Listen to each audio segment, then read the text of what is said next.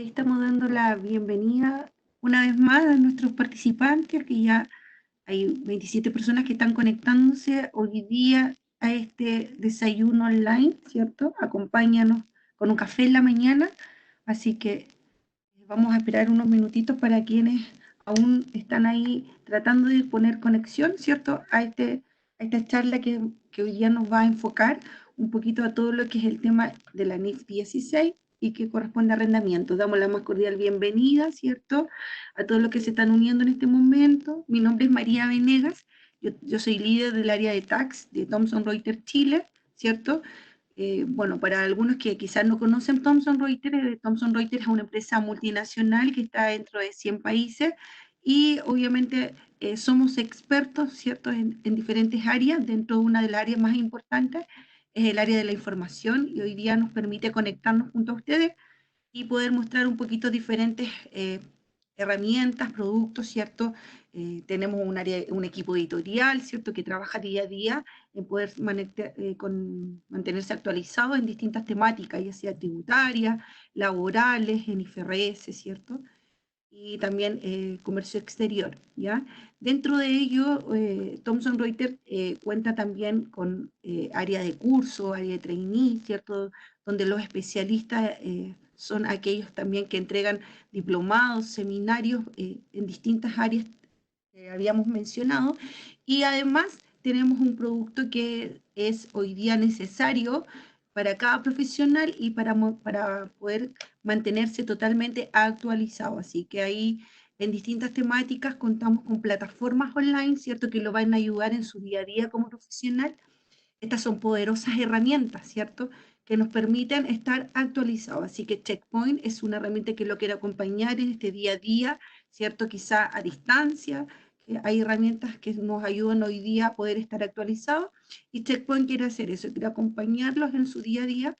Y bueno, hoy día tenemos el privilegio que nos acompaña uno de nuestros consultores, ¿cierto?, parte de nuestro staff de Thomson Reuters, que es Benjamín Guzmán, ¿cierto? Como él nos comentaba, que lleva 7 años en la compañía de Thomson Reuters y ha tenido la posibilidad ahí de poder realizar este desayuno, ¿cierto? Esta charla en IFRS, el cual está enfocada en el arrendamiento.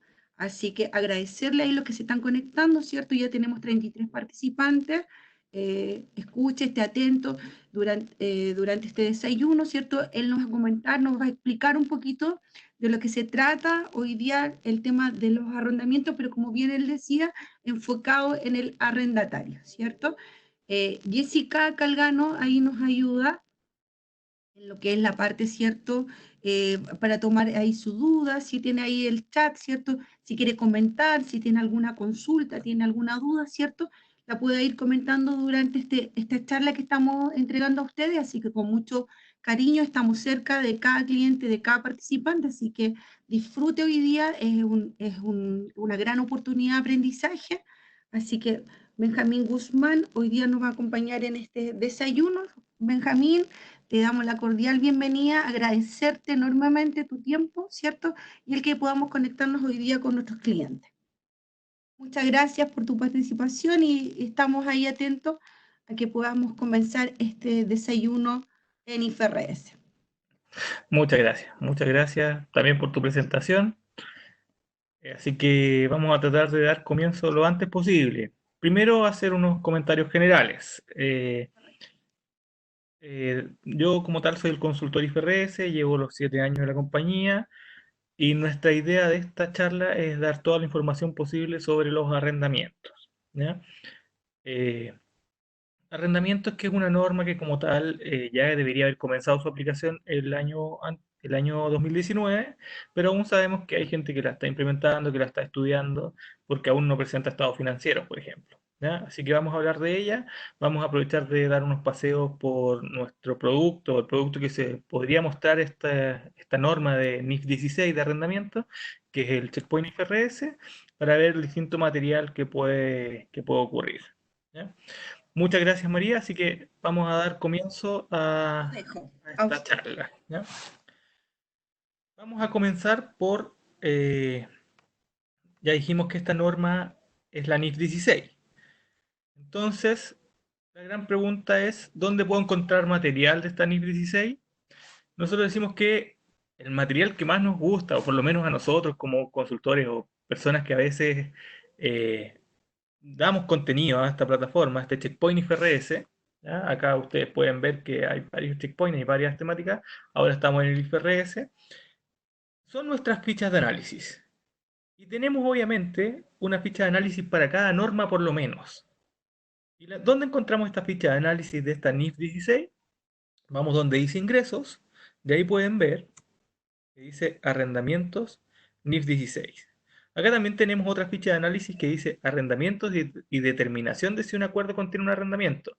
Pero como dije, esta norma es nueva y debe haber derogado otra anterior. Y obviamente derogó una norma que se llama NIC 17. Y por eso acá pueden ver que en esta ficha de análisis dice no vigente. Pero ahora vamos a hablar de NIC 16, entonces vamos a ver esta ficha de análisis. Vamos a decir que la presentación que yo voy a dar a continuación se basa en todo el material que yo obtuve de esta ficha de análisis, ¿ya? Y lo primero es por qué se creó una nueva norma NIF 16. Y como pueden ver acá el primer párrafo, dice que se creó en el 2019, dice que reemplaza la NIC 17 y se creó debido a una búsqueda en que se reconozcan obligaciones que no se estaban reconociendo por los arriendos. Entonces, se crea esta NIF 16 como un cambio. Anteriormente, uno separaba los arrendamientos en operativo financiero y podían haber contratos de arriendo a 5 años que se consideraban operativos y que eran de edificios, buques, aviones, etcétera. El IASB, que es el organismo regulador, ¿no? El organismo que emite las IFRS, se dio cuenta que se estaban dejando de reconocer pasivos por estos arrendamientos a 5 años. Entonces hizo un cambio en la norma para que estos pasivos se reconozcan. Vamos a ver de qué forma, ¿ya? Y como dijimos entonces, las normas derogadas, NIC 17, por ejemplo, también acá tiene su ficha de análisis y dentro de la misma NIC 16 nos dirige diciendo, esta es la ficha de análisis de la norma que existía anteriormente, ¿ya? Luego vamos a ver, por ejemplo, que podemos actuar y si tenemos dudas podemos ir a nuestro saldo de preguntas, a nuestra lista de preguntas frecuentes, ¿ya? Vamos a revisar algunas cuando estemos hablando de algunos temas. Tenemos ejercicios y si hay temas relacionados como artículos que han salido en las revistas u otros temas que se han cargado en esta base Checkpoint que tiene una gran cantidad de documentos, también los podríamos visitar ante cualquier duda, ¿ya? Nos quedamos. ¿Por qué les digo que yo basé mi presentación en esto? Porque como pueden ver hay una serie acá de distintos cuadros que yo obviamente utilicé para generar la presentación que les voy a mostrar ahora, ¿ya? Vamos entonces un momento a la presentación y después volvemos a nuestro checkpoint.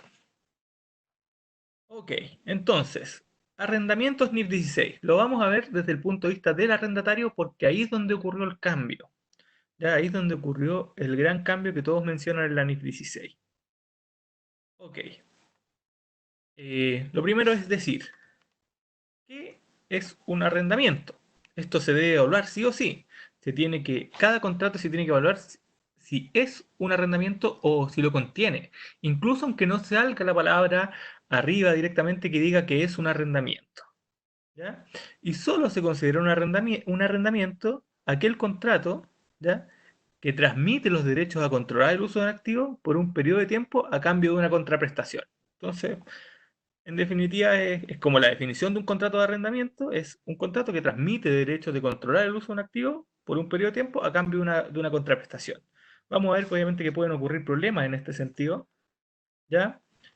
Eh, pero esos problemas se tienen que ir solucionando y desgraciadamente en esta norma, en esta NIS 16, muchas cosas quedan un poco a criterio, ¿ya? Incluso se espera que si una norma, eh, por ejemplo, yo arriendo,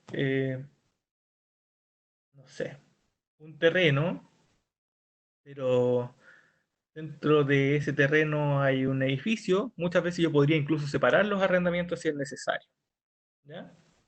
Entonces se evaluará cada contrato si contiene un arrendamiento y se podrían considerar varios arrendamientos como componentes separados. Incluso podría ser más lejano todavía. Podría arrendar un vehículo y ese arrendamiento de un vehículo además viene con una serie de revisiones mensuales. En ese caso incluso yo podría separar el arriendo en una parte como arrendamiento y otra parte como una prestación de servicio. Lo importante es revisar los contratos y ver exactamente si si contienen un arrendamiento o no, y qué parte del contrato es arrendamiento. Y en caso de que haya más partes o varios arrendamientos en sí, la norma dice que se distribuya la contraprestación que yo espero recibir por este arrendamiento, ¿ya? De forma sobre la base de un precio relativo. Es decir, yo tendría que ver cuánto valdría el arrendamiento, cuánto valdría la prestación de servicio, o cuánto valdría cada arrendamiento. Y acá el primer problema que se presenta y donde yo digo que la norma llama un poco a criterio. Obviamente, si esto está separado en el contrato, es bastante fácil definir el precio relativo, ¿no? Pero muy pocas veces esto va a estar separado en el contrato. Entonces ya me tocaría ir al mercado y ver los precios de cada cosa por separado. ¿Cuánto saldría solo el arrendamiento? ¿Cuánto saldría la prestación de servicios? ¿Cuánto saldría cada arrendamiento? Y en base a eso hacer un prorrateo del precio total que me están cobrando para ver cuánto corresponde a ingreso directamente y cuánto correspondería o sea, cuánto correspondería a gasto directamente por una prestación de un servicio y cuánto directamente correspondería a algo que yo estoy pagando por el arrendamiento. Espero se haya entendido, pero así es como se separa el arrendamiento en general. Incluso pueden haber contratos, como digo yo, que no digan arrendamiento y que dentro de eso tengan un famoso arrendamiento implícito, ya que yo tendría que ir a evaluar cuál es el valor del arrendamiento como tal sobre ese contrato, base a un precio relativo. Ya, ¿cuándo yo tendría que separarlo? Primero, o cuando yo tengo un arrendamiento separado, si yo puedo beneficiarme del uso de un activo por sí mismo, junto con otros recursos que están fácilmente disponibles para el arrendatario. Entonces, yo no tengo el control total si yo no me puedo beneficiar del uso del activo. Eso es lo que quiere decir esto. Si yo me puedo beneficiar del uso del activo, esto podría caer como un arrendamiento, ya es un arrendamiento, y por otro lado podría separar distintos activos que estoy arrendando dentro para beneficiarme de su uso. Y obviamente otra forma de separar los arrendamientos, un componente de arrendamiento, es que el activo no es altamente dependiente ni está altamente interrelacionado con otros activos en el contrato. ¿Ya? Con de estas dos formas, yo sé que tengo un arrendamiento, incluso que podría separar dentro de un contrato varios componentes de arrendamiento. ¿Ya? Ahora, cosas importantes eh, y que se tienen que analizar es qué tanto yo tengo el control. Por ejemplo, yo puedo decidir sobre el uso del activo, porque si yo no puedo decidir totalmente cómo voy a utilizar el activo o cómo me voy a beneficiar de él, esto no es directamente un contrato de arrendamiento, sino que podría ser una prestación de servicio que me están dando. Es más, vamos a ir a la ficha de análisis para mostrar esto. La misma norma me pone un cuadro que yo tengo que analizar para ver si el contrato contiene o no contiene un arrendamiento. Y entre eso me pone, ¿tiene el cliente el derecho a obtener sustancialmente todos los beneficios económicos del uso del activo a lo largo de la utilización? Si yo soy el arrendatario, beneficios económicos por el uso del bien el cual estoy arrendando, se podría decir que en estricto rigor el contrato contiene un arrendamiento. ¿Ya? Pero tengo que seguir haciendo preguntas. En esta ficha de análisis, entonces, la segunda pregunta que sería es, ¿tiene el cliente o el proveedor el derecho a dirigir cómo y para qué propósito se usa el activo? Si yo, arrendatario, tengo ese derecho y puedo dirigir el activo como yo quiera, obviamente el contrato contiene un arrendamiento. Pero si no puedo y el proveedor elige cómo se usa, se diría desde ya que el contrato no contiene un arrendamiento, porque yo no tengo la opción de ver cómo voy a generar los beneficios económicos futuros. ¿Ya? Entonces esta ficha de análisis nos presenta este cuadro para mostrar que muchas cosas van a depender si el contrato contiene un arrendamiento o no. Perfecto. Les digo desde ya, recuerden, yo sé que hay cosas que son más enredadas que otras y sé dónde van a estar las principales dudas. Como dije, soy consultor y tienden a llegarme bastantes dudas respecto a algunos temas específicos. Suele no haber muchas dudas en si hay un arrendamiento o no. ¿Ya? Pero yo sé que es lo que vamos a hablar a continuación respecto a el plazo de un contrato Siempre nace una duda, ¿ya? Perfecto, espero hayan entendido cuándo hay un arrendamiento, cuándo no y dónde pueden encontrar este famoso material para definir si existe el arrendamiento o no. Ahora vamos a hablar dentro de este contrato del plazo de un arrendamiento. Lo vamos a hacer de manera bastante sencilla. Primero es el plazo no cancelable de un arrendamiento. Yo voy a arrendar una oficina y te digo, ya te la arrendo a un año. ¿Ok? Durante ese periodo no es cancelable, generalmente sí es cancelable, pero con el pago de una multa. Pero ese sería el periodo básico, el periodo no cancelable. Pero junto al periodo no cancelable se debe incluir como plazo de un contrato de arrendamiento los periodos cubiertos por una opción de ampliar el arrendamiento si el arrendatario va a ejercer con razonable certeza de opción. Entonces, lo más común, tengo este periodo no cancelable de un año y te digo, pero este periodo es ampliable si el arrendatario lo requiere. ¿No? Y ahí tú podrías decir, ah, mira, depende por cuánto sea ampliable. Por ejemplo, esto es ampliable 2 años, 3 años y cambia el plazo de arrendamiento. ¿Cierto? O esto es ampliable sin fecha previsible, imagínense. Y tú podrías definir ahí cuánto va a usar este bien y en base a eso, cuál es el plazo del arrendamiento. ¿Ya? También los periodos cubiertos por una opción para terminar el arrendamiento si el arrendatario va a ejercer con razonable certeza esa opción. Hablamos entonces de este arrendamiento de un año como periodo no cancelable. ¿Ya? Digamos que yo sé que no voy a usar el año completo del bien y que estoy dispuesto, en caso de que exista la opción de terminar esto en 6 meses, a pagar incluso una multa por eso. Si yo sé que voy a ejercer esa opción de pagar esa multa y que el contrato dure 6 meses, tendría que considerarlo, ¿ya? Este plazo del arrendamiento. Ok. ¿Y algo que nos dice la norma respecto a cómo definir el plazo? Aún considerando la opción de terminar o de ampliar este periodo no cancelable, nos dice que solo debería considerar todos los hechos y circunstancias que generen un incentivo económico para que el arrendatario ejerza la opción de ampliar el arrendamiento o de terminarlo. O sea, me dice, según lo que te haga mejor a ti, lo que a ti te convenga, que es mejor como un incentivo económico, tú vas a definir el plazo de arrendamiento. Y ya lo deja un poco a criterio. Te da algunas delimitaciones, por ejemplo, eh, sé que yo voy a operar en esa región por 3 años. ¿Cómo espero yo operar durante un tiempo? También es una forma de saber cuál es el plazo de arrendamiento. Pero no te dice tajantemente, tu plazo de arrendamiento tiene un máximo de 5 años en caso de que sea renovable. No te dice eso. Te dice que tú lo tienes que evaluar en caso a eh, saber si esto el plazo de arrendamiento se va a ampliar o no, pero en base a tu percepción y tu conocimiento.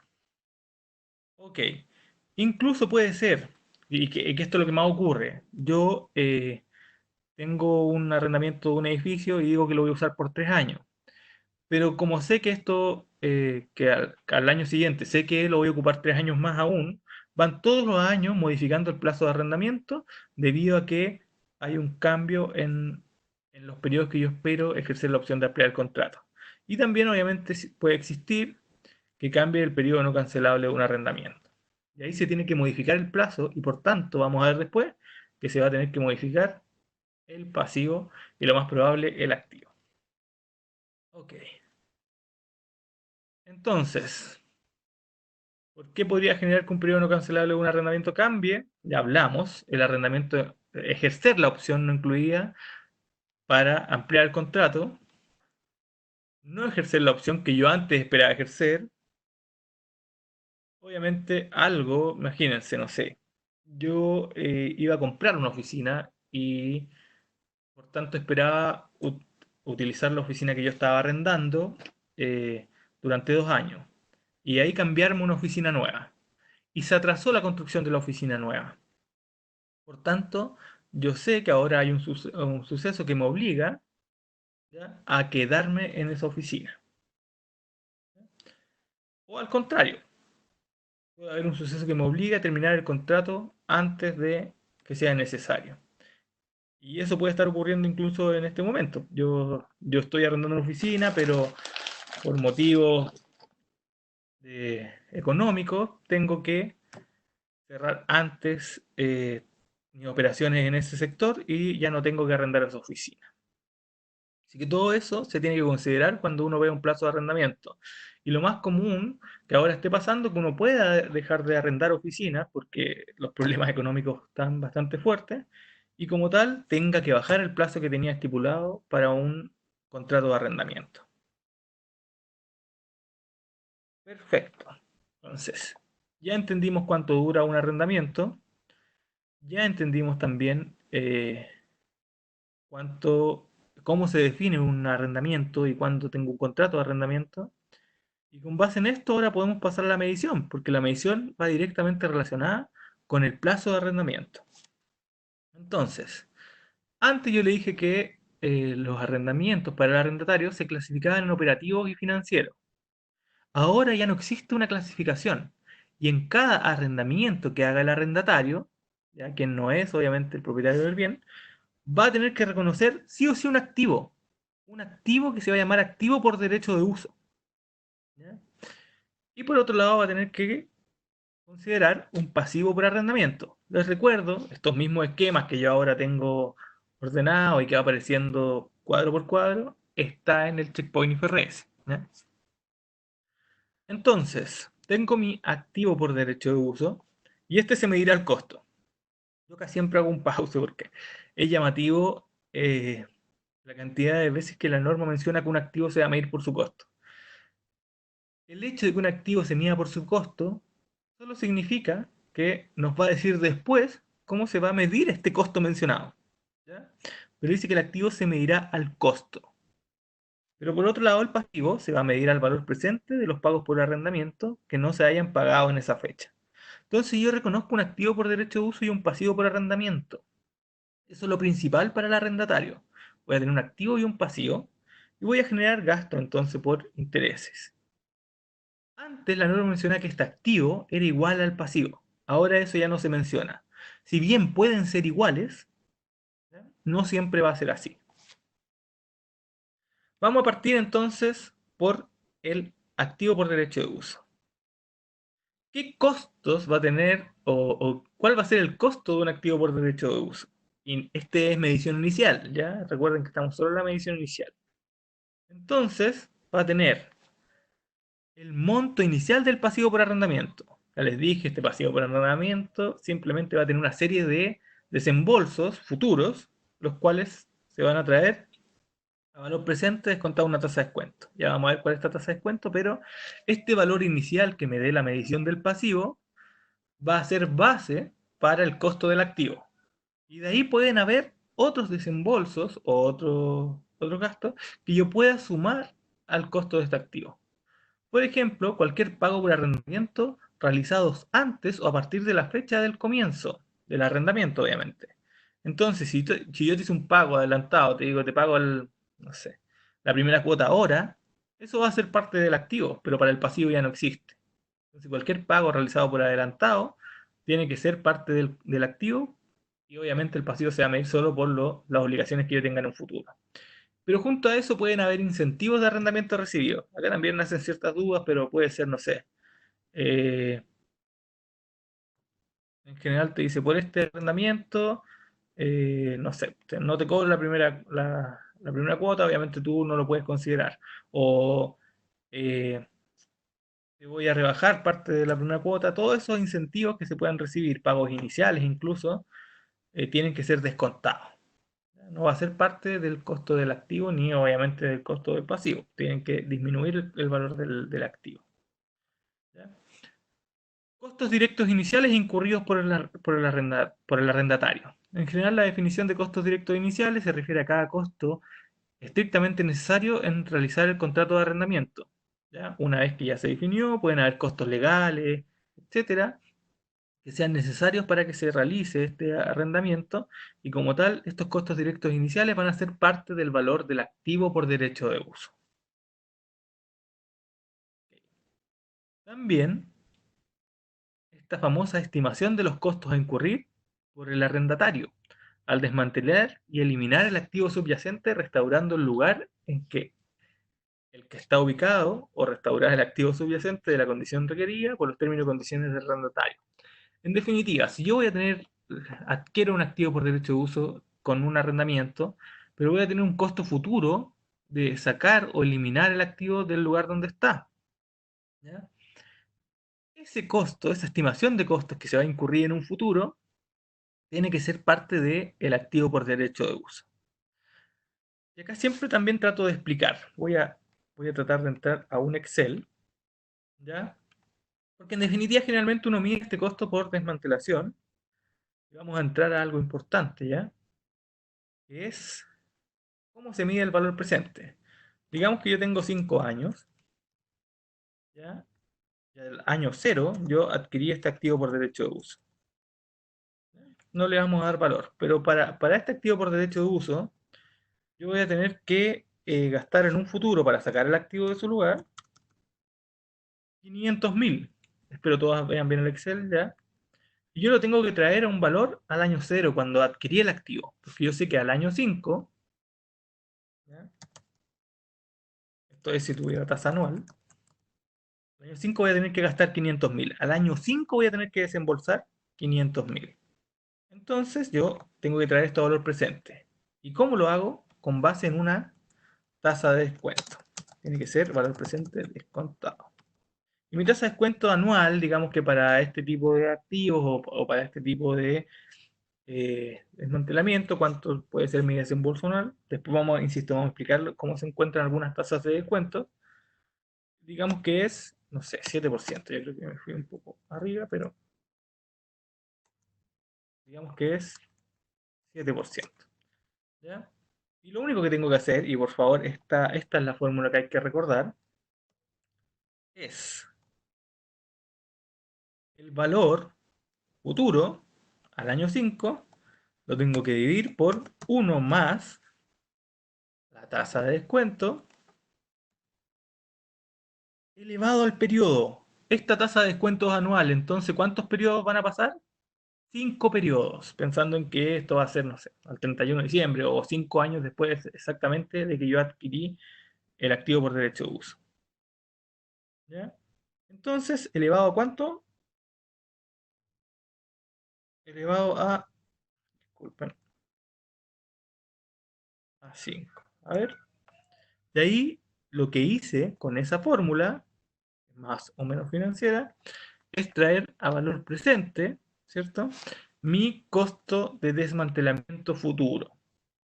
Y el valor que yo le tengo que dar a mi activo por derecho de uso va a ser 356.493. Ok, entonces así se ve un costo por desmantelamiento. Y esto no es más que una estimación.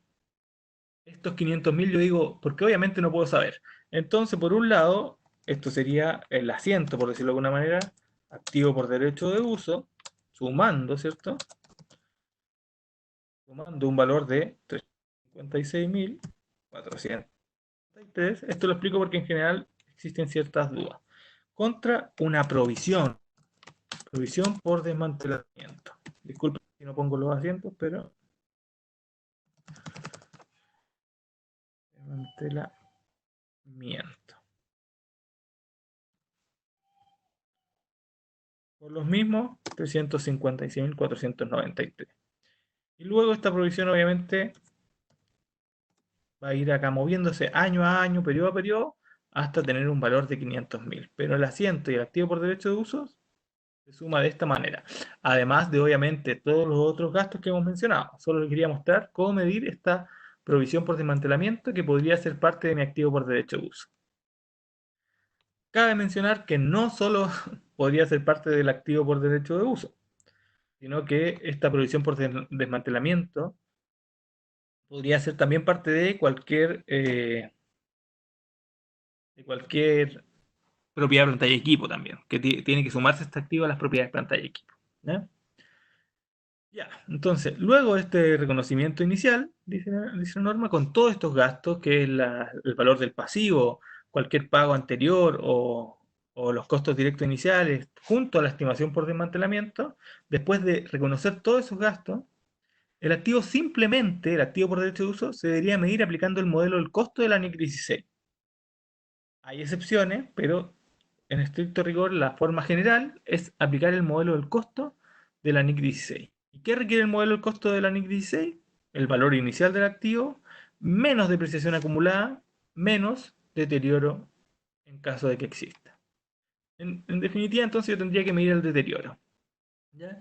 Y ahora suponiendo todos los gastos que sumamos, entonces nosotros vamos a hacer una especie de asiento de ejemplo. Tengo que sumar entonces la obligación por arrendamiento al activo por derecho de uso, cualquier pago inicial del arrendamiento, los costos directos iniciales y la provisión por desmantelamiento. Y le tendría que restar cualquier incentivo por arrendamiento que generalmente se va a recibir en efectivo. Y todos esos gastos señalados van a ser parte de mi activo por derecho de uso. Todos esos desembolsos o dinero recibido. ¿Ya? Perfecto. Y ya mencionamos cómo se mide posteriormente, bajo el método del costo, que requiere que tenga su valor inicial, menos depreciación acumulada y menos pérdidas acumuladas por deterioro de valor. Pero si hay un cambio. El gran cambio es que este activo, de forma posterior a su reconocimiento inicial, se podría ajustar. ¿Por qué valor? Por cualquier medición nueva que tenga el pasivo por arrendamiento. Entonces, si yo alargo el plazo por arrendamiento, por ejemplo, podría cambiar mi pasivo por arrendamiento. Esto obviamente si yo sigo pagando las mismas cuotas, etcétera. Y como tal, también va a cambiar el valor de mi activo. Vamos a ver un ejemplo después. Ya. Y acá también es donde nace, siempre me llega esta pregunta, y la norma también es muy clara en explicarlo. Dice, si yo no tengo certeza razonable, ¿ya? De que el arrendatario va a obtener la propiedad al término del plazo de arrendamiento, ¿cómo creen ustedes que se va a depreciar el activo? El activo se va a depreciar, como dije, en caso de que no tenga certeza de que el arrendatario va a obtener el activo al final del arrendamiento, el activo se va a depreciar según lo que sea menor entre la vida útil económica, estimada según NIC 16, ¿ya? Y el plazo que dura el arrendamiento. ¿Y por qué nace la duda acá? Es que yo me da un poco de risa estas cosas. ¿Cuánto podría durar el plazo del arrendamiento? Digamos que dura 5 años. ¿Yo esperaría utilizar el activo menos de 5 años? Es un poco llamativo, ¿no? Porque si yo espero utilizar el activo 3 años, ¿por qué lo voy a arrendar por 5 años? ¿Ya? Pero la norma igual me pone en ese caso, en que si yo espero utilizar el activo 3 años y se espera obtener beneficios económicos de este activo durante 3 años, mi vida útil podría ser 3 años y no los 5 años que dura el contrato. Ahora, si yo espero obtener certeza de que voy a obtener el bien al final del arrendamiento, simplemente le doy una vida útil económica estimada por NIC 16.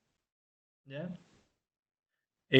No sé, como yo arriendo por 5 años, pero espero seguir utilizando el bien después de ese arrendamiento y cómo lo voy a obtener, ¿ya? Mi vida útil podría ser perfectamente 7 años. Pero solo si yo espero con suficiente certeza, una certeza razonable, que voy a obtener el bien al final del arrendamiento. Para esto tiene que existir la posibilidad de obtenerlo, no simplemente por el hecho de que yo lo quiero. ¿Ya? Tiene que haber una cláusula en el contrato que me dé la opción de obtener el bien al final del arrendamiento y que yo espera ejercer. Perfecto. Entonces, eso respecto a la depreciación. En el ejercicio vamos a ver lo típico de cómo se deprecia, pero esta depreciación es bastante normal. Generalmente por los arrendamientos se considera, si bien uno puede elegir los mismos tipos de depreciación, generalmente uno, por ser un arrendamiento, utiliza una depreciación lineal, ¿ya? Mientras dure el plazo del contrato, en caso de que no vaya a obtener el bien al final del arrendamiento. Ok, y acá es donde entramos a las excepciones. La norma me permite que si yo utilizo el modelo del valor razonable, ¿ya? El que se menciona en NIC 40 para las propiedades de inversión, y yo también aplique este modelo del valor razonable en caso de que yo tenga activos por derecho de uso que cumplan la definición de propiedad de inversión de la NIC 40. ¿Y cuál sería ese caso? Sería el caso de un subarrendamiento, ¿cierto? En el cual yo esté arrendando un terreno o un edificio y este terreno o edificio lo dé en subarrendamiento a otra entidad. En ese caso podría perfectamente que este activo por derecho de uso caiga dentro de la definición de propiedad de inversión. ¿Ya? Ese es un caso. Espero me hayan entendido, pero acá ya nos entramos en una norma, que es la norma NIC 40, entonces no me puedo ir más allá. Pero sí o sí, solo sería para terrenos o edificios que se subarriendan. Ok. Y también podría ocupar el modelo de revaluación. Me permite ocupar el modelo de revaluación. ¿En qué casos? El modelo de revaluación es de la NIC 16. Tampoco me puedo entrar más allá, pero se permite utilizar otros modelos. Eso es lo que quiero decir, con ciertas excepciones. Y siempre y cuando el activo por derecho de uso ya se relacione con la misma clase de elementos. Ya dijimos, si es una propiedad de inversión y el activo que yo estoy arrendando podría caer dentro de esa definición, se podría llevar con base a los modelos permitidos en esa norma, en la NIC 40. Pero, y por otro lado, si yo tengo un activo y este activo se relaciona con propiedades, planta y equipo, en el cual, como grupo de activos, yo aplico el modelo de revaluación, podría utilizar este modelo de revaluación para esos activos por derecho de uso que sean de la misma clase de elementos. ¿Ya? Esas son las excepciones. Ok, ¿ya? Pero yo siempre me quedo con la norma general. La norma general me dice, utiliza el modelo del costo de las propiedades, planta y equipo mencionado en NIC 16, el cual requiere que yo mida inicialmente el valor del bien y luego considere depreciación y deterioro. Ahora, ¿cómo se mide el pasivo? Y lo primero es decir, el pasivo simplemente ya lo mencionamos, ¿no? Es el valor presente de los pagos futuros. Pero ¿cuáles son los pagos que yo espero realizar en un futuro? Primero, pagos fijos. ¿Ya? Yo voy a tener pago fijo, yo debería pagar, no sé, tu cuota es 500.000 y ese pago fijo obviamente va a ser en un futuro y como tal la tienes que traer a valor presente. También acá hay que borrar cualquier incentivo del arrendamiento por cobrar. Ok, también puedo tener pagos variables que dependen de un índice o una tasa. Inicialmente medido utilizando el índice o tasa en la fecha de comienzo. Y acá no quiero que se confundan, y esto lo voy a decir por conocimiento de estudio. No consideren el IPC como, como un pago variable, porque la norma me pone, no digo la UEF, no se confundan, la UEF se toma como una moneda extranjera, ¿ya? Y cualquier cambio de valor en el pasivo se debería considerar como un cambio en el valor de la moneda y se tendría que reconocer según corresponda. ¿Ya? Pero acá hablo de tasas, por ejemplo, cuando el arrendamiento está indexado a, a una tasa, por ejemplo, LIBOR o a una tasa de mercado conocida. Y en ese caso hay que considerar esos pagos por arrendamiento variables. Benjamín, ¿Sí? Cuéntame. tenemos una pregunta. Dicen si puedes dar un ejemplo práctico del aumento del pasivo por más plazo. Sí, por ¿Cómo supuesto. queda y cómo se modifica el activo? Mira, lo que es bastante sencillo en realidad. Lo que voy a hacer, déjenme explicar el valor del pasivo para ver cómo se mide, ¿ya? Y una vez que termine este valor del pasivo, voy a ir a presentar el ejemplo. ¿Les parece un ejemplo numérico de cómo se calcula un activo por derecho de uso y cómo se calcula un pasivo? ¿Ya? Para que cuando este cambie por plazo, simplemente veamos, eh, se pueda revisar cómo yo voy a tener que reconocer este cambio. ¿Ya? Pero voy a terminar de explicar cuáles son los pagos fijos por arrendamiento y cómo se miden para luego ir a explicar cómo se mide el cambio. ¿Ya? Así que denme por favor un momento. Ya. Voy a tener valores que pagar por cualquier importe de garantías de valor residual. También las tendría que traer a valor presente. Si yo espero ejercer una opción de compra o tengo un valor por una opción de compra y yo espero ejercerla, este pago también sería parte de los pagos futuros, ¿ya? Que yo realizaría para medir mi pasivo por arrendamiento. Y por último, si yo espero terminar el contrato, ¿se recuerdan que yo les dije que habían penalizaciones? Si yo espero terminar un contrato antes de su plazo, ¿ya? Antes del plazo fijo, y por eso tengo una penalización, pero yo espero ejercer esa opción, obviamente esa penalización también se debería considerar como parte de los pagos por arrendamiento y lo tendría que traer a valor presente. Ok, en definitiva, yo tengo un set de pagos y los tengo que traer a valor presente. Aquí vuelve la pregunta, ¿a qué tasa lo tengo que hacer? ¿Ya? ¿A qué tasa debería yo descontar estos pagos iniciales? O sea, estos pagos por arrendamiento. Y la norma menciona una tasa de interés implícita, siempre que esa tasa pudiera determinarse fácilmente. Y si no pudiera determinarse fácilmente, el arrendatario utiliza la tasa incremental.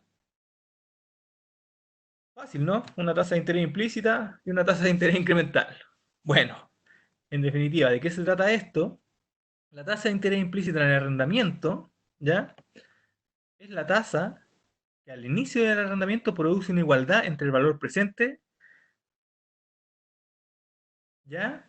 Entre el valor presente de los pagos mínimos por el arrendamiento y cualquier valor residual no garantizado y el valor razonable del activo arrendado y cualquier costo directo inicial del arrendamiento.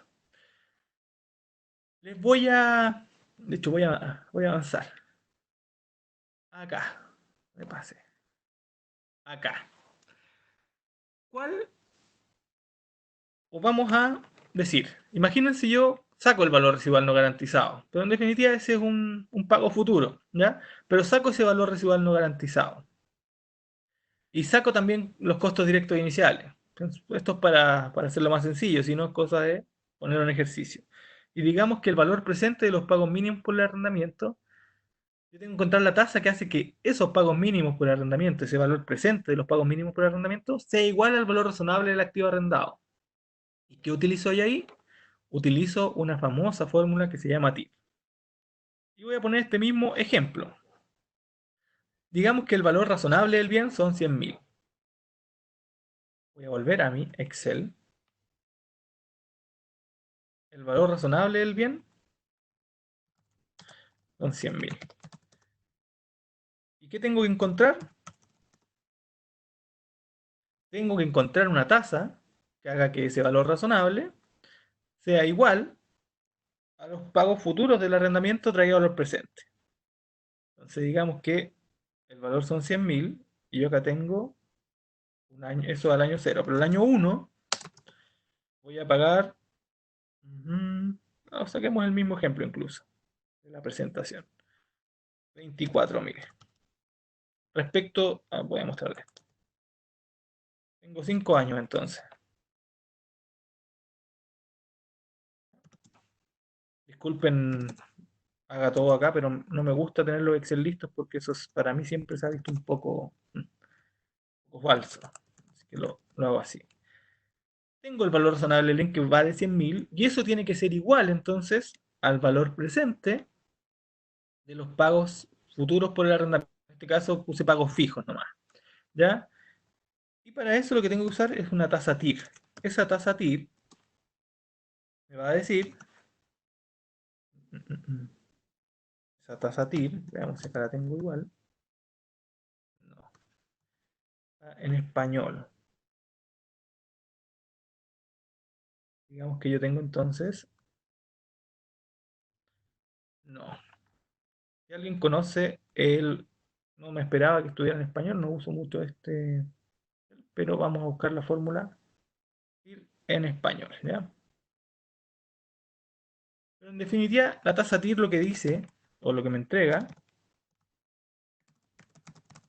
es simplemente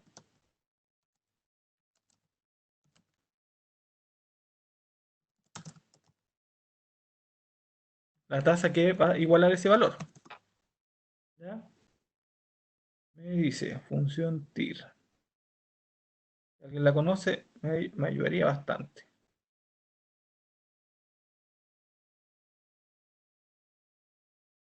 RR parece que es. A ver. Es un valor presente nomás.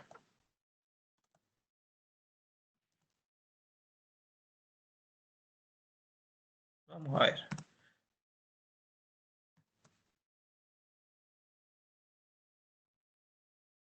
No. Y TIR no existe. Ya. Bueno, sin preocuparnos, les voy a mostrar. Porque acá la encontramos. Les recomiendo, yo sé que en inglés es TIR, simplemente la tasa. ¿Ya? Pero les voy a mostrar. Digamos que esta fórmula TIR que yo estaba buscando en español, que no la conozco para Excel, es 6,4. Eso es lo que nos dio en el Excel. Entonces, para mostrarles cuál es la igualdad que se genera, yo les voy a mostrar, disculpen que tengo acá un problema.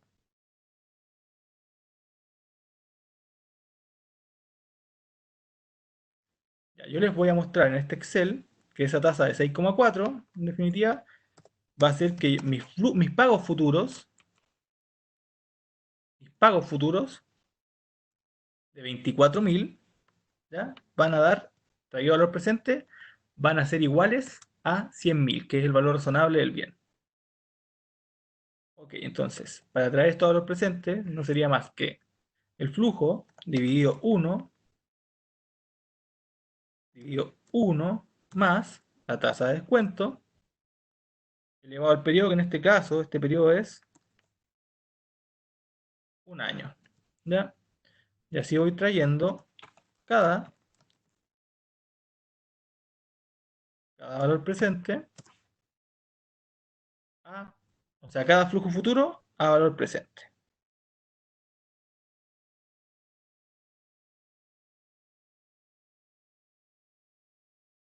Cada flujo futuro entonces a valor presente. Y así hasta llegar al último periodo. No sé si pueden ver la fórmula, la voy a repetir. Pero la idea es que vean que esto me da igual a la suma de esto, la suma de todos estos flujos traídos al presente, me da igual al valor razonable del bien. A ver. En porcentaje lo vamos a poner. Este es un tema ya más de decimales, pero acá pueden ver que me da 100.000. Ok, entonces yo poniendo la fórmula igual, que no sé por qué no existe acá. ¿Ya? Pero con esa fórmula, utilizando esa fórmula en inglés, ¿ya? Me llega que la tasa que iguala el valor razonable, tengo que poner ese valor razonable en negativo y después los flujos, es 6,4. Cuando yo lo calculo nuevamente, los traigo los valores futuros a valor presente, veo que en efecto que 6,4 es la tasa que me da igual al valor razonable, me da que los flujos futuros, el valor presente de los flujos futuros, sean iguales al valor razonable del bien. ¿Cuál es el problema que se genera acá?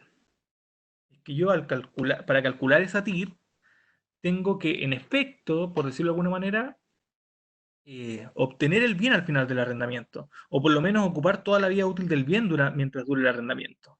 Porque si no, las cuotas futuras jamás me van a cuadrar con el valor razonable del bien. Entonces, en ese caso, yo podría ocupar esa tasa de interés implícita, que sería la TIR de los pagos futuros, ¿cierto? Para que estos pagos futuros igualen el valor razonable del bien.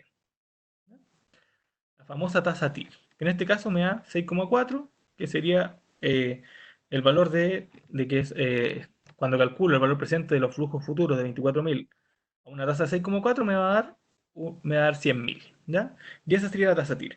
Pero ahí, vuelvo a decir, también no tendría por qué hacer el cálculo, por decirlo de alguna manera. Porque si utilizo este cálculo, el valor del pasivo, ¿ya? Sería igual al valor razonable del bien. Siempre sería igual al valor razonable del bien. Y por otro lado, ya me sale la definición de tasa de interés incremental, lo cual dice que en caso de que yo no pueda ocupar la TIR, la tengo que ocupar y sería la tasa que el arrendatario habría de pagar en un arrendamiento similar, o si este no fuera determinable, la tasa en que incurriría al inicio del arrendamiento si pidiera prestados en un plazo y con garantías similares los fondos necesarios para comprar el activo. En definitiva, yo tendría acá que ir a buscar la tasa al mercado y decir, oye, ¿cuánto me cobrarías tú de tasa por este arrendamiento que ya estoy haciendo con otro? Imagínense. Y ellos me deberían decir una tasa. ¿Ya? Y si no fuera determinable porque el arrendamiento es muy específico o porque en efecto en el mercado no me van a decir eso, tendría que ir a ver cuánto me saldría eh, ir a pedir prestado esta cantidad de valor o esta cantidad de flujos con un banco o con otra forma de hacerlo. Y acá es donde la mayoría no hace esto. La mayoría toma tasas de endeudamiento de la empresa o otro tipo de tasa. Pero la norma lo que llama es hacer una tasa de interés incremental. Y vamos a ver igual por qué la mayoría no usa esto. porque esto acaba de empezar, ¿no? Y para los arrendamientos que ya existían, hay una excepción a utilizar también la tasa de interés incremental. Ya vamos a ver cuál es. ¿Ya? Y en definitiva, si yo tuviera una tasa de interés implícita, ¿cierto? Sería la tasa de igualar el valor razonable con el valor presente de los pagos futuros. Y si tuviera mi tasa de interés incremental, sería una tasa que yo encontré en el mercado y con eso traería los flujos a valor presente. Ya, yo creo que ya entendieron la fórmula, la sumatoria, ¿cierto? Del periodo 1 en adelante, lo que sería 1 dividido, o sea, el flujo dividido 1 más la tasa de descuento elevado al periodo, en lo cual yo necesito encontrar este valor presente. Pueden ver obviamente que en general es cada vez mayor el valor, porque siempre se ha estimado que el valor hoy día es mayor que el valor del dinero mañana. ¿Ya? Ok, y aquí en general mi recomendación es luego de tener esto para el pasivo, yo armar directamente una famosa tabla de amortización, porque yo voy a tener que reconocer esa carga financiera. ¿De qué forma? Voy a volver un poco de nuevo. Esa carga financiera se va a reconocer incrementando el valor en libros por esa tasa y reconociendo un gasto. ¿Ya? Bien, voy a tener que bajar el valor en libros para reflejar cualquier pago por arrendamiento realizado. En definitiva, los intereses devengados suman valor al pasivo. Y cada vez que yo pague cuota, va a bajar el valor del pasivo total. Y en ese caso, obviamente, en caso de que hayan cambios o mediciones nuevas en el pasivo, se va a modificar. ¿Ya? ¿De qué forma? Ya que explicamos un poco cómo va a ser, vamos a mostrar los asientos finalmente. ¿Ya? Cuando se genera, entonces cuando se devengan intereses, va a reconocerse un gasto financiero, se devengan intereses, aumentando el valor del pasivo por arrendamiento. Luego yo pago la cuota en general. Puede ser al revés o puede ser de cualquier manera y habría que fijarse en eso para hacer la medición. De hecho, en el ejemplo que les voy a dar una variante. ¿Ya? Luego, obviamente, yo descuento el pasivo por el pago de la cuota y finalmente reconozco una nueva medición en caso de que cambie el valor del pasivo y aumente el plazo, por ejemplo, debería aumentar el valor de ese pasivo. Entonces, en ese caso, yo aumento el valor del activo por derecho de uso contra una obligación por arrendamiento. Pero ¿qué pasa si disminuye el plazo? Debería disminuir el valor del pasivo. ¿Ya? Y en ese caso, también disminuiría el valor de mi activo por derecho de uso. ¿Ya? Y eso podría tener incluso un efecto en resultado. Vamos a ver cuándo. Primero, los efectos en resultado obvios van a ser el interés que se devengue del pasivo por arrendamiento y en caso de que hayan cambios por arrendamientos variables que no hayan sido incluidos en la medición inicial y hay un cambio en estos, también sería incluido directamente en el resultado del periodo. Y como dijimos, si hay estos cambios en los pagos por arrendamiento, se va a reconocer una nueva medición. ¿Ya? Pero ¿qué pasa si disminuye el valor del pasivo? ¿Ya? Y el valor del valor libro del activo ya también se debería disminuir por el mismo valor del cambio en el pasivo. Si esto pasa y el valor en libros del activo se reduce a cero, cualquier diferencia que el pasivo no haya podido reconocer contra el activo se llevaría directamente al resultado del periodo. Ok. Vamos a ir al ejercicio antes para mostrarle. Me estoy pasando un poco el tiempo, pero vamos a terminar. Vamos a dar este ejemplo. Este ejemplo, para comenzar, ¿ya? Son los mismos, este ejemplo, este ejercicio que les voy a mostrar, que prefiero mostrárselos en un Word en este momento, son los mismos ejercicios que están acá. El ejercicio que voy a hacer ahora es este que dice arrendamiento parte 1. ¿Ya? Y acá pueden ver que les doy la tabla, y de esta tabla les doy yo una tasa, yo les digo en este caso por simplificación, una tasa de interés incremental en este caso, que sería de obtener préstamos y créditos en otro lado. ¿Ya? Y que es de 355.391. Ese es su valor presente, porque puse pagos de 50.000 y por 10 años. Y el recibir estos pagos por 50.000 por 10 años me da un valor de 355.391. ¿Ya? les voy a leer ahora, con esa explicación inicial, de qué se trata el ejercicio. Dice, el arrendatario arrienda por 10 años, espero que se vea bien, si no, lo que pueden hacer aquí, cuando van a ver este documento, este ejercicio, pueden ir directamente donde dice ir a ver en pantalla completa, ir al ejercicio como tal. Y ahí yo podría crecer la letra. ¿Ya? Espero que se vea bien. Dice, el arrendatario arrienda por 10 años una planta de un edificio con una opción de ampliación por 5 años. Los pagos por arrendamiento son de 50 millones en realidad por año durante el plazo inicial y de 55 por año durante el periodo opcional. Tengo 10 años de plazo inicial y 55 por año durante el periodo opcional. Todos pagaderos al comienzo de cada año para obtener el arrendamiento. El arrendatario incluye unos costos iniciales de 20.000, de los cuales 15.000 están relacionados con un pago a un inquilino anterior que ocupa esta planta del edificio y 5.000 que están relacionados, ¿ya?, con una comisión pagada al agente inmobiliario que acordó el arrendamiento. Como incentivo al arrendatario para llevar a cabo el arrendamiento, se acuerda reembolsar una comisión inmobiliaria de 5.000. En la fecha de comienzo del arrendatario concluye que hay certeza razonable de que se ejerza la opción, que no hay certeza razonable de que se ejerza la opción de ir a 15 años, sino que se queda en el plazo de 10 años. La tasa de interés implícita, me dije acá, no es fácilmente determinable. No puedo medir el valor razonable del bien, o lo puedo medir, pero no me sirve esa tasa para llevar los valores presentes, porque obviamente la vida útil del bien puede ser indeterminada o mucho mayor. ¿Ya? Y la tasa de interés incremental del arrendamiento es del 5% por año, lo que refleja la tasa fija a la que el arrendamiento podría tomar prestado un importe similar al valor del activo por derecho de uso en la misma moneda en un plazo de 10 años y con garantía colateral similar. Ya, y acá se realiza un pago anticipado por el primer año y se incurren costos directos iniciales, se reciben, o sea, en la fecha del comienzo se realiza el pago del primer año, se incurren los costos directos iniciales y se reciben incentivos del arrendamiento por parte del arrendador. ¿Cómo debería contabilizar este arrendamiento entonces en el momento inicial? Ok, en el momento inicial yo tengo que calcular el valor presente. Los pagos se realizan al principio de cada periodo, ¿ya? Por tanto, la fórmula que se utiliza acá es que el año 0 no tengo ningún pago porque lo realicé anticipado, 50.000, ¿ya? Pero al principio del año 2, ¿ya?, se descuenta un solo periodo porque no han pasado 2 años, sino que es el 1 de enero, por ejemplo, del año 2, yo tengo que descontar un solo año. Y así, sumando las cuotas mensuales del año 2 en adelante que se pagan al principio de año, yo tengo mi valor presente. Es la primera parte para medir el valor del activo. Luego, ¿qué tengo que hacer? Luego de medir este valor presente, yo tengo que seguir descontando distintos gastos que hice. Por ejemplo, decía, tenía un pago por arrendamiento el primer año. Eso va a ser parte del activo por derecho de uso, pero no el pasivo por el arrendamiento, porque ya se pagó. Entonces, un asiento como inicial, o la idea es reconocer todos estos gastos como parte del activo por derecho de uso.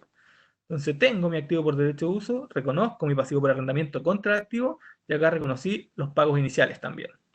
Y eso me da que hasta ahora mi activo por derecho de uso tiene un valor de 405.391. Luego reconozco los costos directos iniciales como parte del activo por derecho de uso por un valor de 20.000, que los mencionamos en el enunciado. Entonces acá tengo los 20.000, que también los sumo a mi activo por derecho de uso, y ya tendría un valor de 425.391. Y además me falta, por decirlo de alguna manera, restarle a esto lo que son los incentivos por arrendamiento que había reconocido que tenían un valor de 5.000. Y en este caso, entonces, mi activo quedaría con un valor de 415.391 en total. Mientras mi pasivo se va a mantener en 355.391. Pero voy reconociendo los distintos desembolsos o incentivos incluso contra mi activo por derecho de uso para que quede el reconocimiento inicial de tanto mi activo por derecho de uso contra mi pasivo por arrendamiento. Y luego hago, como dije yo, mi tabla de amortización por el lado del pasivo, ¿ya?, para reconocer intereses, cuotas. Y los voy reconociendo cada año como corresponde. Ya que hice mi tabla de amortización, lo puedo ir a revisar.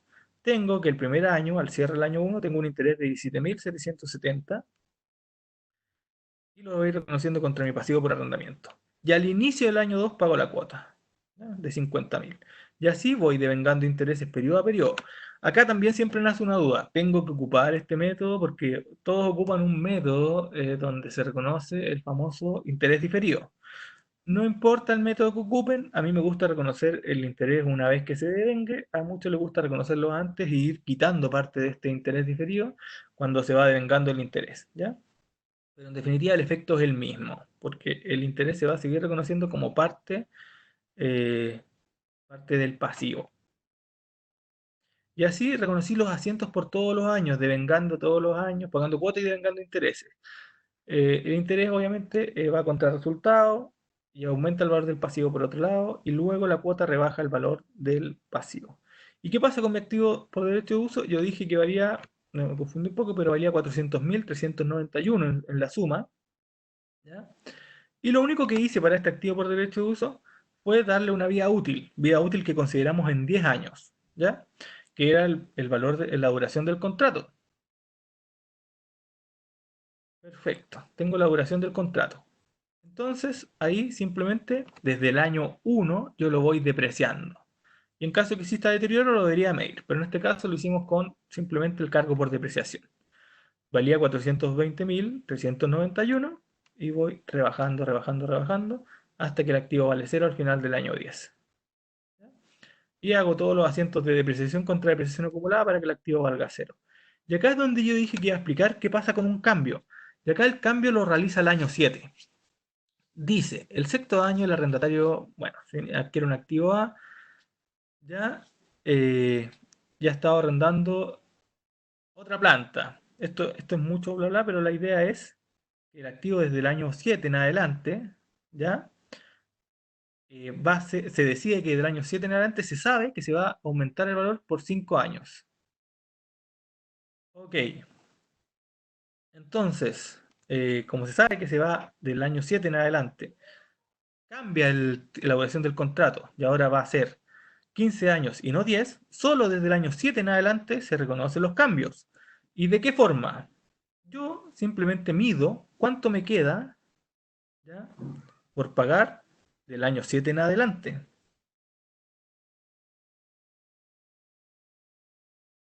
Entonces, veo cuánto me queda por pagar del año 7 en adelante. Y llegué a que mi pasivo, debido a este cambio de fecha, incluso tuve que cambiar la tasa, porque ya que hay un cambio en los plazos, puedo cambiar la tasa y tengo que usar una tasa de interés, ya sea implícita o incremental desde el año 7 en adelante, ya veo que mi pasivo que me quedaba por pagar, que simplemente tenía un valor de 186, 162, aún por pagar, aún como obligación, debería valer ahora 378, 174. ¿Por qué? Porque me di el pasivo nuevamente, pero del año 7 hasta el año 15. Entonces mi pasivo queda entre 178 y 174, que aún tengo como obligación, y la variación respecto a los 186, 162, que aún me quedaba por pagar, y los 378 y 174, que con esta ampliación es mi nueva obligación, es 192.012.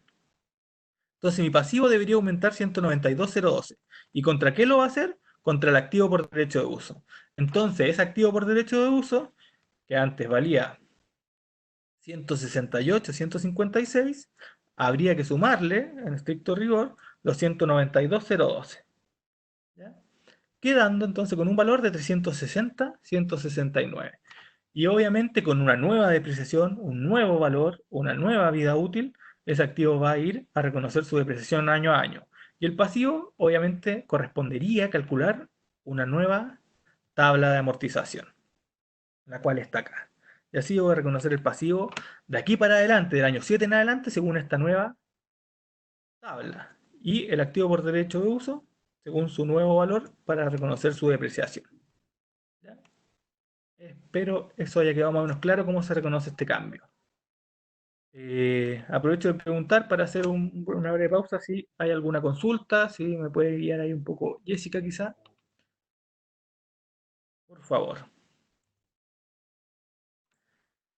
Ninguna consulta de momento, la última, aquí hay una.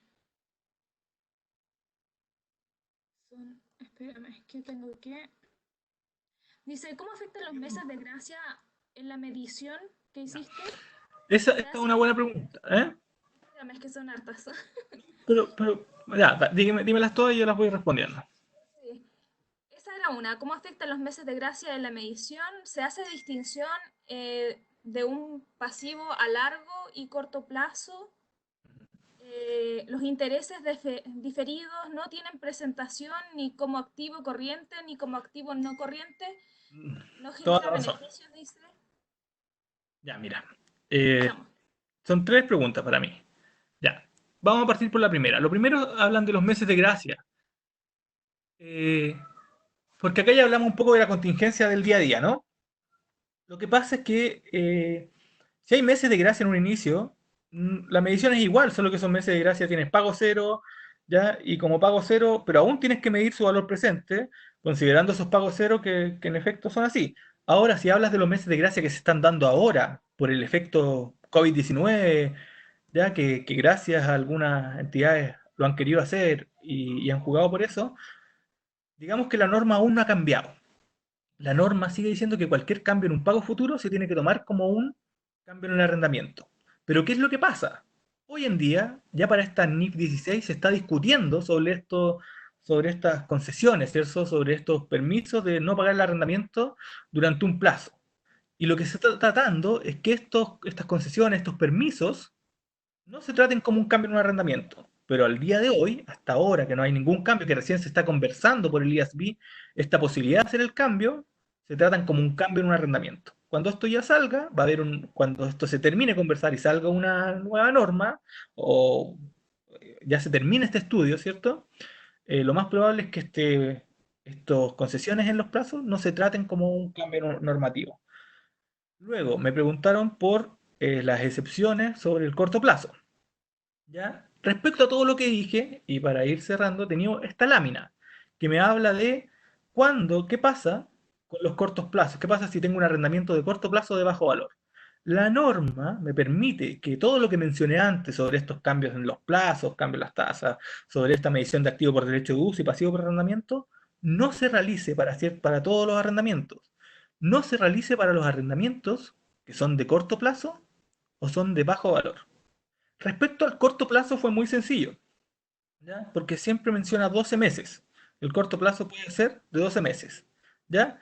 Pero el problema se basa en el bajo valor, porque habla de que el activo subyacente sea de bajo valor, no que el arrendamiento sea de bajo valor.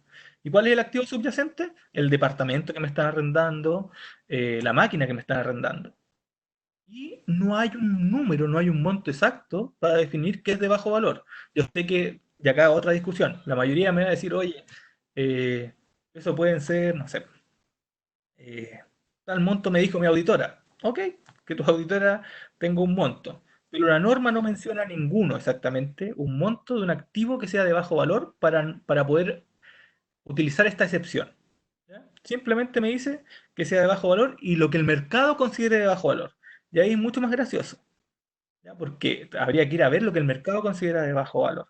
¿Ya? Bueno, esta excepción de corto plazo, de un arrendamiento a corto plazo y un arrendamiento en que el activo subyacente sea de bajo valor, me permite, como tal, reconocer simplemente las cuotas o los gastos, los pagos por arrendamiento de forma lineal durante el plazo del arrendamiento. ¿Ya? O podría aplicar otra forma, pero en general la norma menciona una forma como gasto de forma lineal durante el plazo del arrendamiento. ¿Ya? Eh, Solo antes de pasar a la otra pregunta, mostrarles. Por ejemplo, yo les voy a aprovechar de mostrar en mi querido checkpoint, ¿ya? Las normas en general están todas, acá tenemos la normativa vigente, pero yo me voy a ir a los libros rojos, ya que los tenemos completos, ¿ya? Están en esta parte donde dice norma de consulta frecuente. Yo accedo a estas. 2020 se está cargando, para ser más sincero, pero ¿por qué lo tenemos? Porque nosotros siempre mostramos todos los cambios que hay en el año y que esos pueden salir antes de la carga total de las normas 2020. ¿Por qué se está cargando? Porque son muchos documentos. Y acá van a entender cuántos documentos son. Nosotros cargamos la norma todos los años, ¿ya? Y tenemos entonces nuestra NIF 16, ¿cierto? Nuestra NIF 16, en este caso van a estar cargadas en PDF, y tenemos la parte A, parte B y parte C. La parte A es la norma como tal, la parte B pueden ser ejemplos ilustrativos, etcétera, y tenemos nuestra parte C donde están los fundamentos de las conclusiones. ¿Ya? Voy a abrir esta parte C para mostrarles por qué en general se ha llegado a que hay, permiso, a que hay un valor. ¿Ya? ¿Qué dice la norma? Yo la conozco, ¿cierto? Pero dice, en el momento de tomar decisiones sobre una accesión que se conversaba en el 2015, el ISB tenía en mente, no sé, ¿se ve? Espero que se vea, ¿ya? Pero tenía en mente, ¿cierto? Arrendamientos de activos subyacentes cuyo valor, cuando son nuevos, sean de $5.000.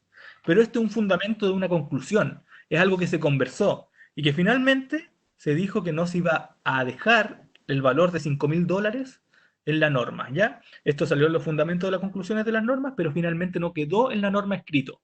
La norma dice lo que el mercado considere como un alto valor, un bajo valor. Pero cuando se discutió por el ISD y los distintos miembros, se habló de $5.000. ¿Ya? Espero con eso haya quedado más o menos claro. Me faltaba también otra consulta,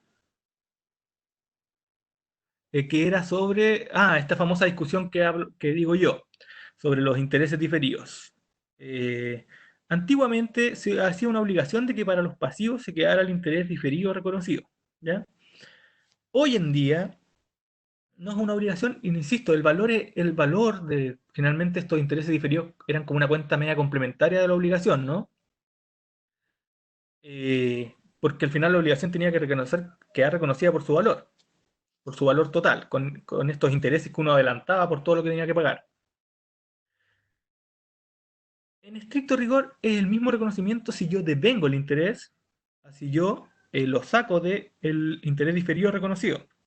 Si me pregunta si va a generar un beneficio, la mayoría lo hace así porque está acostumbrado y muchas veces lleva un mayor orden, pero el efecto no va a ser el mismo en caso de que cambie, por ejemplo, el activo, el pasivo, etcétera, va a ser el mismo en reconocer ganancias, pérdidas o cualquier otra modificación. ¿Ya? Pero la mayoría lo utiliza, que a mí no me gusta personalmente, la mayoría lo utiliza por un tema de orden. ¿Ya? Insisto, no conozco ninguna auditora que haya levantado un punto por esto, etcétera. Pero el efecto va a ser el mismo. Ok. No sé si me queda un poco de tiempo, acá ustedes son las que manejan más los de tiempo, pero quería hablar un poco de la fecha de vigencia y transición, de cómo se hacía esta transición. O tú me dirás, Jessica, si me queda un poquito de tiempo, no sé, yo creo que unos 15 minutos quizás.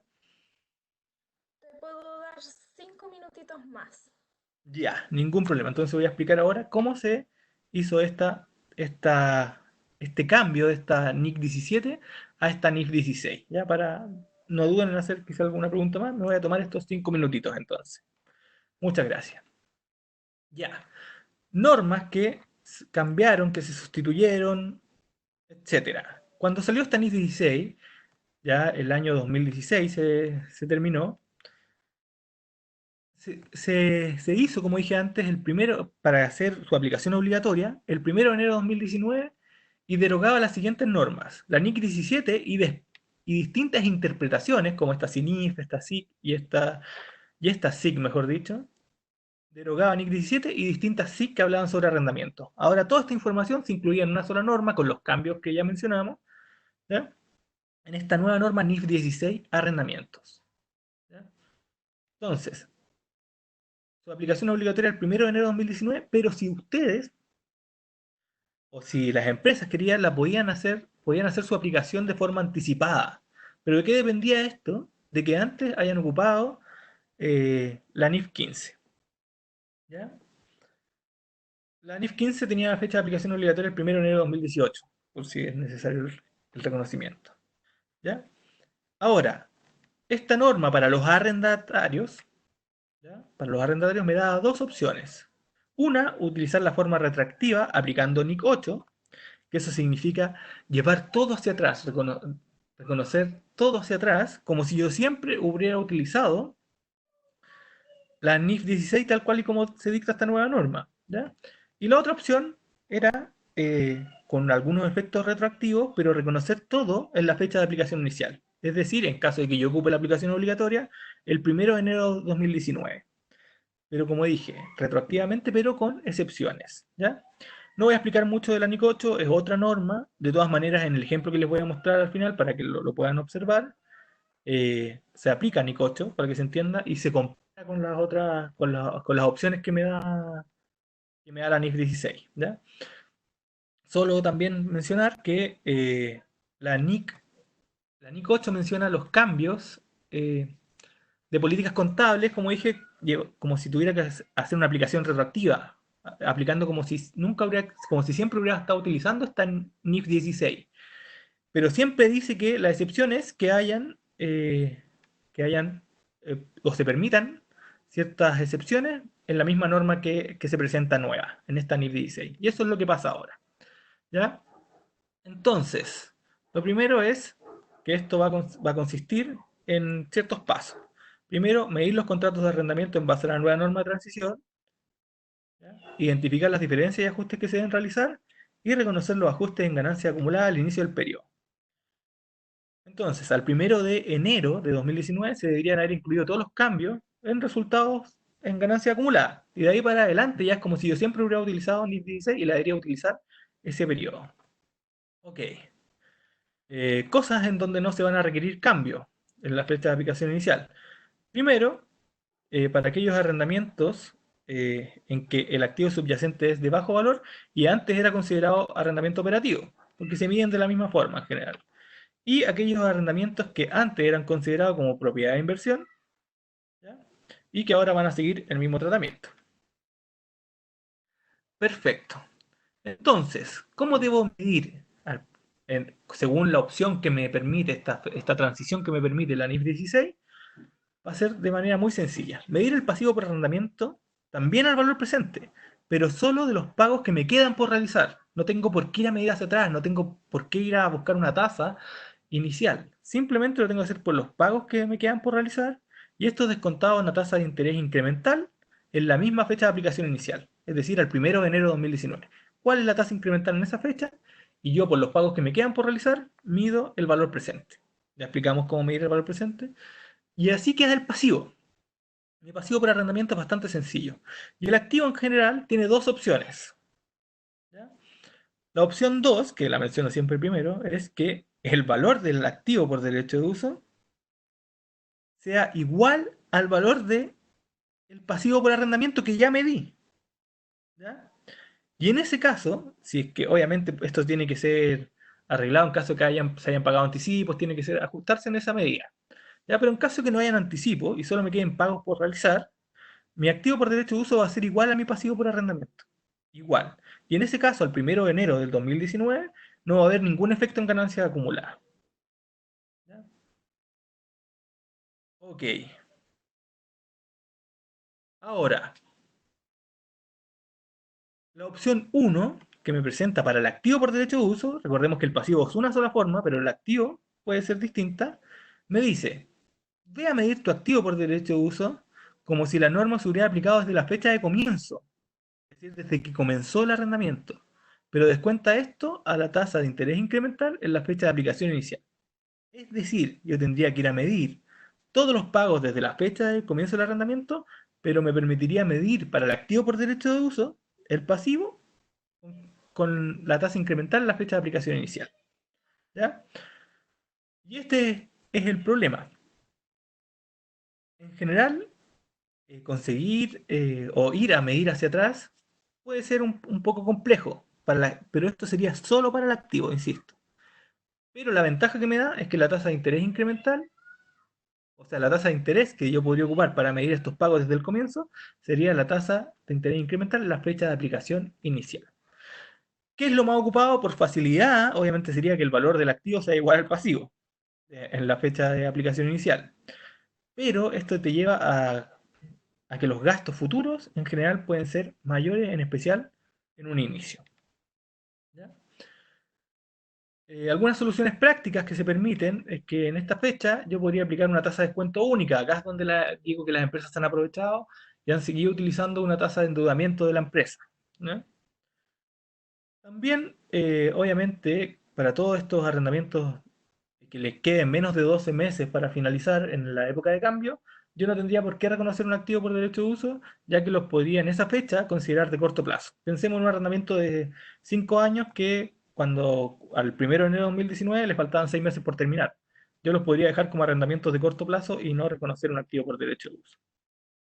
Y por último, me permite no considerar los costos directos iniciales. Cosa importante para terminar, aplicar esta, sí o sí, al inicio, en caso de que yo ya haya reconocido este activo por derecho de uso el 1 de enero de 2019, debería inmediatamente ver si existe o no un deterioro aplicando la NIC 36. ¿Ya?